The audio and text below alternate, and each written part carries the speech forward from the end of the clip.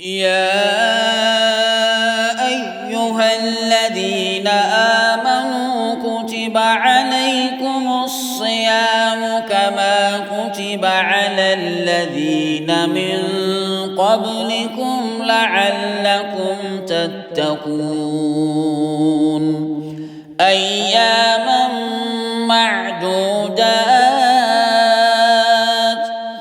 فمن كان منكم مريضا أو على سفر فعدة من أيام أخر وعلى الذين يطيقونه فدية طعام مسكين فمن تطوع خيرا فهو خير له وأن تصوموا خير لكم إن كنتم تعلمون